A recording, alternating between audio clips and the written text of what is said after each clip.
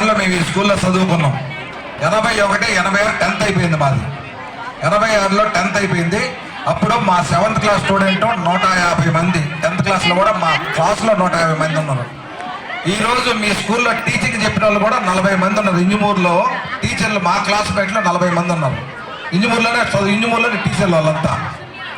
పోతే నేను 10th class ప్రతి సంవత్సరం, ఈ సంవత్సరం నుంచి ఫస్ట్ వచ్చిన వాళ్ళకి అంటే మేము ఇచ్చేది పెద్ద గిఫ్ట్ ఏం కాదు, బహుమతి ఏం కాదు, సరే మిమ్మల్ని ఏదో విధంగా ప్రోత్సహించాలనే ఉద్దేశంతో ఈ సంవత్సరం నుంచి 3కి కానీ 5 మందికి కానీ ఈ సంవత్సరం 3కే ఇస్తున్నాం. ఈ స్కూల్లో చదివిన 10th క్లాస్లో ఫస్ట్ వచ్చిన 1, 2, 3 స్టూడెంట్లకి మా తరపున ఎంతో కొంత గిఫ్ట్ బహుమతి మేము ఇద్దామనుకుంటున్నాము. పోతే ఇంకొకటి, మీ పిల్లలకి మీకు మాత్రమే క్వశ్చన్ వేస్తున్నా, మీది మాత్రం ఖచ్చితంగా వినండి.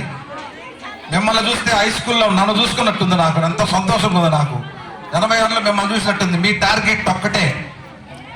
ఈ రోజు మీరు ఏం నిర్ణయించుకుంటే, నేను I1 కావాలన్నా, టీచర్ని కావాలన్నా, లేకపోతే సినిమా యాక్టర్ కావాలన్నా, కలెక్టర్ కావాలన్నా, ఈ వయసులో నిర్ణయించుకుంటే ఖచ్చితంగా అయితే తీరుతారు. అది మీ కసితో మీరు యుద్ధం చేయొచ్చు.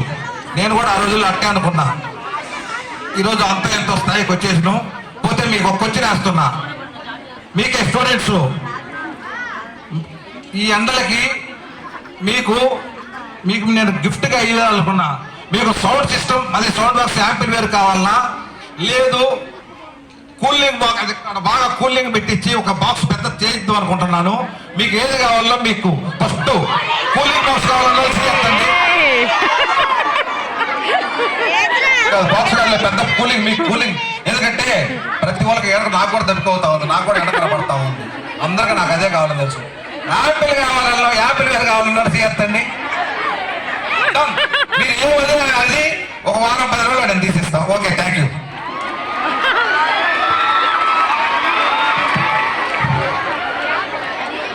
Okay, thank you sir.